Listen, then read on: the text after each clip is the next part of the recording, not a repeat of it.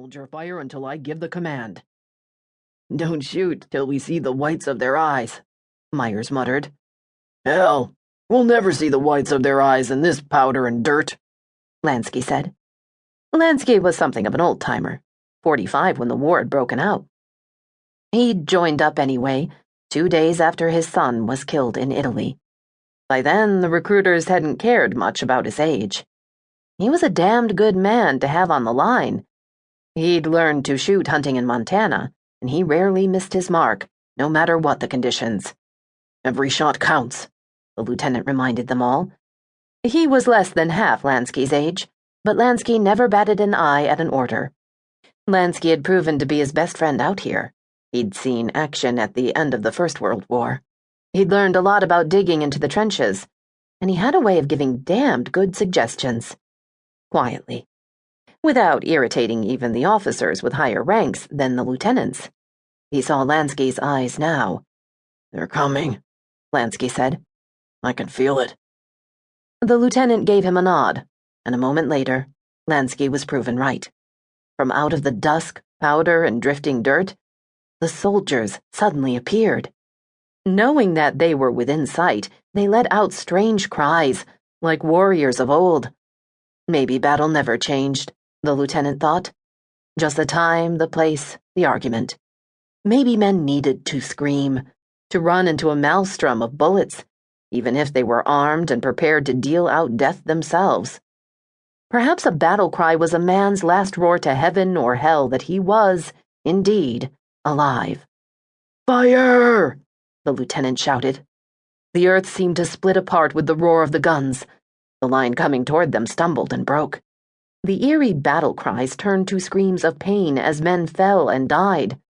And yet, where the line had been broken, new men came rushing in, and the battle cry they had taken up seemed to soar and echo into the darkening sky.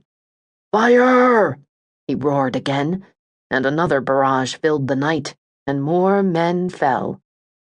But, like ghost soldiers, the enemy kept coming, more soldiers filling in where the others had been. The line was coming closer and closer, and the enemy soldiers were firing as well, aiming blindly for the trenches. Fire! Again the roar of bullets. Powder filled the night so thickly that it was almost impossible to see anything. They heard screams, and knew more men had fallen, and knew that they were close. A soldier burst into view, throwing himself into the trench, gun aimed at Lansky. The lieutenant used his own weapon instantly and instinctively as a mace, cracking the enemy with a vengeance on the back and neck. The man fell before he could get off a shot, but others were coming, almost upon them. Fire at will! He roared in the night. In a minute it would be a melee. The enemy would be in the trenches. A man wouldn't know who the hell he was shooting anymore. Rifle fire rattled explosively in the night as the defenders shot almost blindly at the enemy encroaching upon them. A soldier caught a bullet in his gullet and fell into the trench on top of Lansky. Lansky pushed the dead man aside and took aim again. Then, out of the night, came a howling. It wasn't the battle cry of the enemy. Eerie, uncanny, like the scream of 1,000 banshees. Or a cry from the damned in the deepest pits of hell. It was so startling, so deep, so soul-wrenching that, for moments, neither side fired a single shot.